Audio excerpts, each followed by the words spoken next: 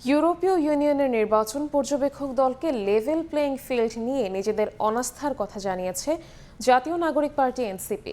শনিবার দুপুরে রাজধানীর একটি হোটেলে ইইউ পর্যবেক্ষক দলের সঙ্গে বৈঠক শেষে কথা জানান দলটির আহ্বায়ক নাহিদ ইসলাম। বিশেষ একটি দলকে সুবিধা দিতে প্রশাসনকে সিগন্যালিং করা হচ্ছে অভিযোগ করে ইসিকে আরও কঠোর হওয়ার আহ্বান জানান নাহিদ। নির্বাচনী প্রস্তুতির দিক থেকে বিএনপি নেতৃত্বাধীন জোটের তুলনায় 11 দলীয় জোট ভালো অবস্থানে আছেন বলে দাবি করেন তিনি। বলেন, ওসমান হাদি হত্যার পর থেকে দলের প্রার্থীরা নিরাপত্তাহীনতার মধ্য দিয়েই নির্বাচনী কাজ চালিয়ে যাচ্ছেন।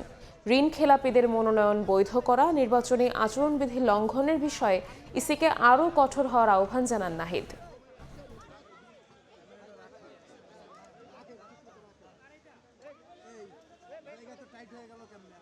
আমরা এটা বলেছি যে লেভেল প্লেইং ফিল্ড নিয়ে এখানে সেই আত্মবিশ্বাস বা সেই সম্মতিটা সকল রাজনৈতিক দলের নাই, এমনকি আমাদেরও নাই।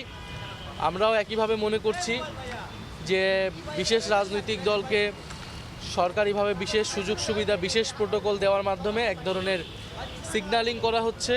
অনেক ঋণখেলাপিকে কিন্তু নমিনেশন প্রাথমিকভাবে তারা বৈধ ঘোষণা করেছে ইলেকশন কমিশন। আমাদের জায়গা থেকে বা বিভিন্ন জায়গা থেকে কিন্তু অভিযোগ আসতেছে ঋণখেলাপি দু একজনের বাদ হওয়ার কথা শুনছি, কিন্তু এই সংখ্যাটা কিন্তু আরও বেশি। ফলে ইলেকশন কমিশন যাতে এখানে একটা কঠোর অবস্থান নেয় বা এবং আইন অনুযায়ী ব্যবস্থা নেয়।